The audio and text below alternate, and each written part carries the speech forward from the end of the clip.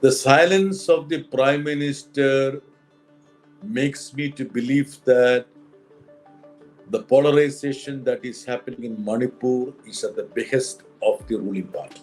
I asked, uh, I asked the Home Minister because I attended a all-party meeting convened by him in Delhi.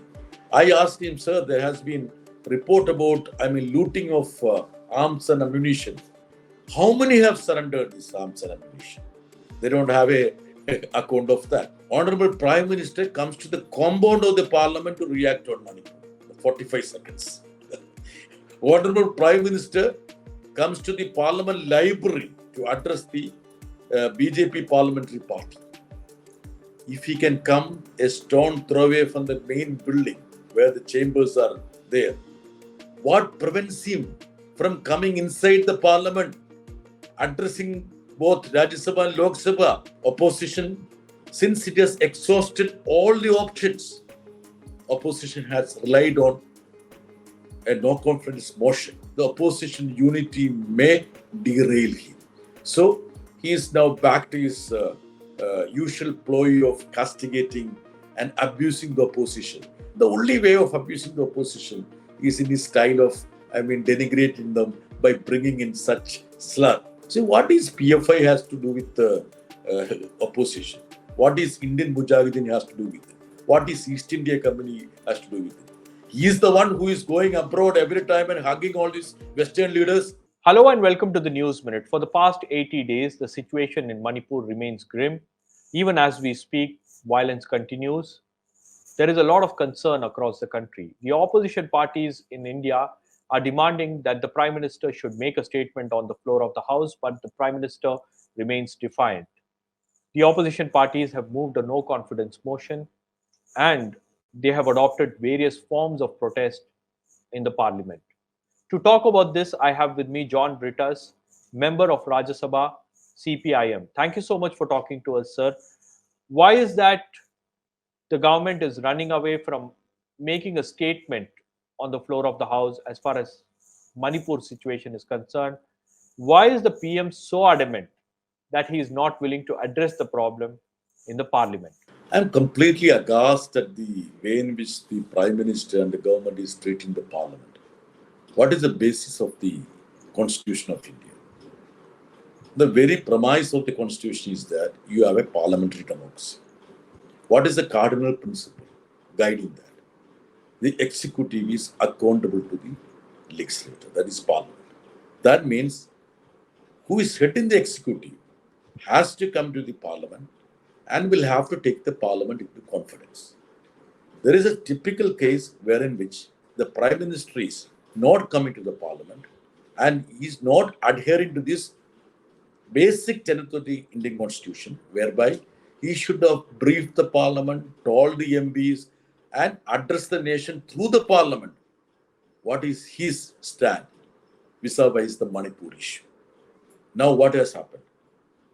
Honorable Prime Minister comes to the compound of the Parliament to react on Manipur. 45 seconds. Honorable Prime Minister comes to the Parliament library to address the BJP parliamentary party. If he can come a stone throw away from the main building where the chambers are there, what prevents him from coming inside the Parliament, addressing both Rajya Sabha and Lok Sabha? And if he is earnest in his mission to douse the fire of Manipur, he should have used the first day of the Parliament session, monsoon session, to address both the House with a statement, a sumo statement. So this shows the predicament of the Indian democracy. And opposition, since it has exhausted all the options, opposition has relied on a no confidence motion, which warrants a full-fledged discussion. And we hope that the Prime Minister will have to respond to that discussion. That's why opposition in Lok Sabha has decided to bring in no confidence motion. In Rajya Sabha, we are continuing with the disruption because basically we feel that one of the states of Indian Union, which is on fire for more than 2.5 months, and the Prime Minister is being shying away from Parliament, we shouldn't allow this government to have a free run. we should register our protest on and often. And if you can see this black which I am wearing, that is obviously the expression of our protest against the way in which the parliament is being handled by the prime minister of this country. Like you said, the Prime Minister addressed the MPs in the Parliament library, and he also made a scathing attack on the opposition alliance, the India alliance, saying that these alliance parties have named their alliance as India, but Indian Mujahideen also has India in it. East India Company has also India in it, and the band outfit Popular Front of India is also India in it. So just by changing the name, the opposition parties are directionless and they are trying to deceive the people. So that's a direct charge that the Prime Minister has leveled against the opposition parties. And how do you respond to it, sir? I've never expected the prime minister to stoop down to such a level.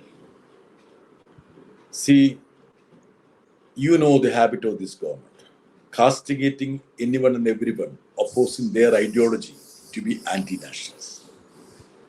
And is India something bad? Then why did they make Digital India, Making India? All these are India there. So now I would say Fit that the India, prime, Startup India. everything is there. There could be at least hundreds of India which has been attached to their programs which they have brought in. So now all of a sudden, Prime Minister has realized that the opposition unity may create a problem for him. He was thinking that he has a free run at 2024 is something like a foregone conclusion. That is, I think the mainstream media was trying to convince him, convince the Prime Minister that, see, you have a free run. Don't worry about that. Now he has understood. He's feeling the heat that the opposition unity may derail him. So he is now back to his usual ploy of castigating and abusing the opposition. The only way of abusing the opposition is in his style of, denigrating them by bringing in such slur.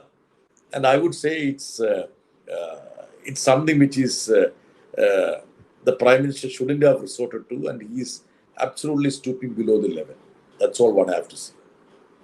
So you say that the Prime Minister will not have a free run, the BJP will not have a free run in the upcoming 2024 elections. There will be a tough fight. The opposition will be putting up a tough fight. The prime minister himself has realized that. Otherwise, can you expect the prime minister of this country is rattled because and he is making such abusive statements against the opposition unity? See, what is PFI has to do with the opposition? What is Indian Mujahideen has to do with it? What is East India Company has to do with it? He is the one who is going abroad every time and hugging all these Western leaders, and the very person who is supposed to be very happy to be in the midst of all these Western leaders, including the British Prime Minister, he is now talking about the East India Company. Who is close to East India Company? Who is close to all these so-called people who would have, literally looted this country? The people know about that. So all these hollow words would not, I would say, would make a difference. The general public is understanding that, and it shows the way in which the Prime Minister has been completely rattled.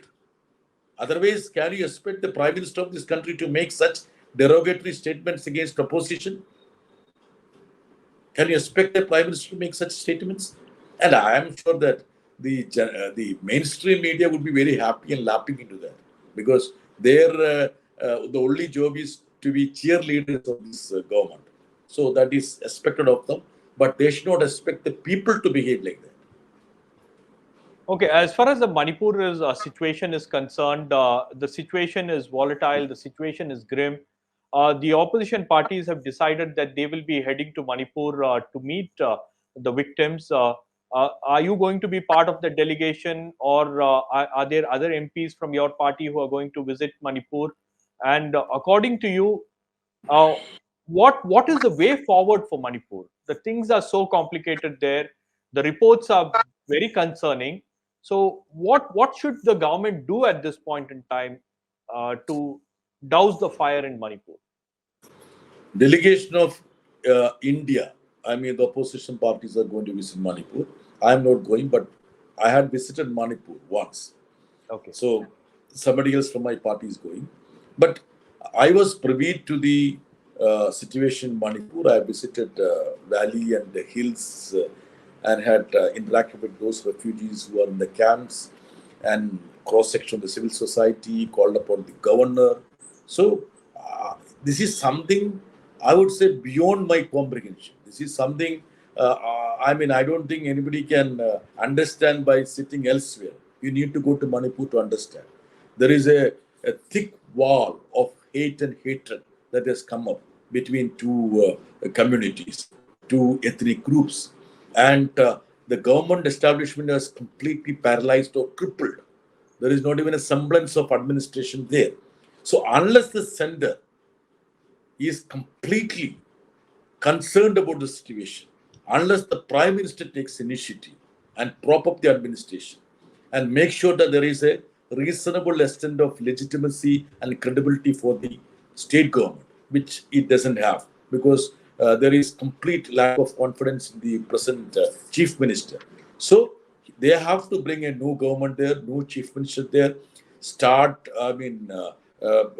conciliatory talks and discussions, deliberations, bring everybody together, and there should be peace meetings. Then only situation can be retrieved. Otherwise, it would have far-reaching consequences for the Northeast. And since it is a border state, it has got international ramification. And this is a lesson for the entire country. And I am thinking that the central government hasn't taken any substantive action to bring back Manipur to peace and tranquility. So it's been more than 80 days, sir. Manipur is still on the boil. The chief minister's latest statement is that they are trying to protect their territory from foreign forces that are trying to grab their lands and their state. So if the chief minister is making that statement, even at this hour, when there is mounting pressure from the opposition, it shows that he has the complete backing of the union government. He has the complete backing of the BJP's leadership. The silence of the Prime Minister makes me to believe that the polarization that is happening in Manipur is at the behest of the ruling party. I have every reason to suspect. Further, if any riot like this continues beyond 24 hours, we should be aware that either the dominant ideology or the powers that be want such riots to continue. So, these two premises make me to believe, I'm compelled to believe that there is an orchestrated attempt to have this Manipur completely polarized. And that is precisely the reason why there is unending catastrophe in Manipur. And Manipur is on fire for almost 3 months. And when Amit Shah visited Imphal, he had taken two decisions.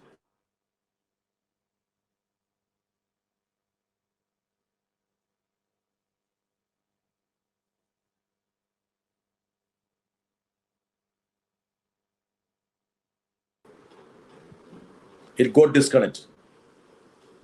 It got Sorry. disconnected. Yeah, It yeah. got. When Amit Shah I visited Manipal, yeah. yeah. As you all know, when the Honorable Home Minister Amit Shah ji visited Imphal, he had taken two decisions at that time. The first decision was to form a peace committee comprising of 51 people, 51 individuals. Second was a call to everyone to surrender the weapons which have been looted or other fetched from elsewhere. Both these decisions have been taken off. Not even a single meeting of the so-called peace committee has been convened. A large chunk of the section doesn't have